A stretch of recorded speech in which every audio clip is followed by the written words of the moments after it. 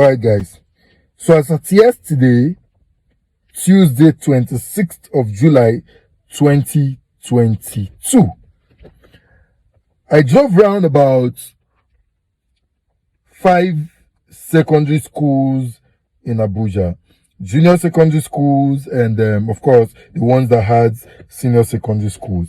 And of these 5 secondary schools that I drove through, I noticed that they were all writing exams. Now, it will interest you to know, say for junior secondary schools, for FCT, that they do as much as 17 subjects.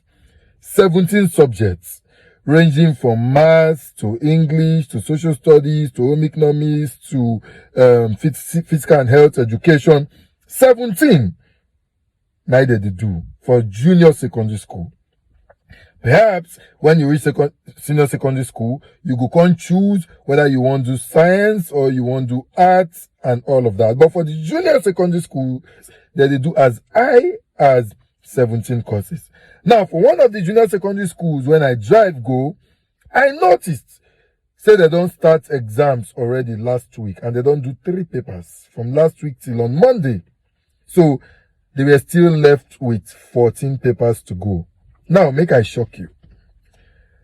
You won't believe that these students did 14 exams in one day. 14 exams.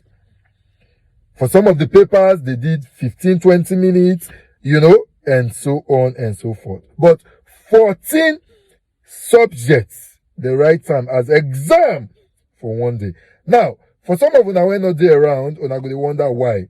Now, this is it. The Ministry of Education instructed that because of the security challenges in the FCT, all schools should close.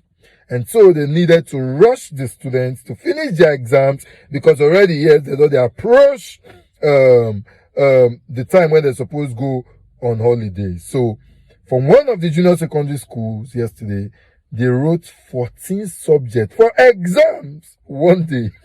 So here is my question. What did they really write as exam? And I just hope, say they're not going to fail these students. Because if they set 14 exams for one day, for the most intelligent Nigerian, even for the world, I'm not sure say any educational system will advise that kind of thing. But yes, it happened. Why? Because of the insecurity challenges. And so now, make I touch small on insecurity. Few years ago, when this insecurity issue, they very, hot for the Northeast. People when they Abuja FCT, they tell you, now for Northeast to wait to consign us. Maybe they kill themselves then, I take consign us. Those are some of the comments when you go to hear for places like Abuja. But today, just like yesterday, the thing when everybody they feel say if not consign them, it don't hit us. And so now everybody they fear. Those when they stay late outside, 5, 6 o'clock, they don't rush to go out, maybe they inside their house because they don't want to hear a story that touch. That is the same thing that is happening. For those who are politicians right now, you feel like you don't have a problem, you've looted a lot of money, you don't spoil the system, and you feel say it not going to affect you. Just like insecurity in the Northeast. When people they complain a few years ago, when they don't meet us today, that is how you go think, say, waiting the system where you don't spoil now, say it not going to affect you. But trust me, few months and years down the line, you go understand, say waiting go around must come around. And so, back to the educational system. When I start, those students, some students for Abuja write exams from 8 a.m. yesterday through till about 4 and 5 p.m. yesterday. So, parents, today na 27th, Wednesday, July 2022. If any of your pikin tell you say they go school, na lie. They go school. School door close. May they stay for house. So the federal government, it is what it is. We're here. Where we dey now, we know. Where we dey go from here, we not know. So what's the way forward? 2023.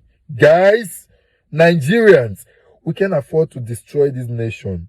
We will build it together. Go get your PVC. Now only one person, that be the answer. 2023. One person, when campaign does start, for me, I go talk who be the person. And I go support them with all my heart. Only one person that be Nigeria's solution right now. Get your PVC, guys. We're ready.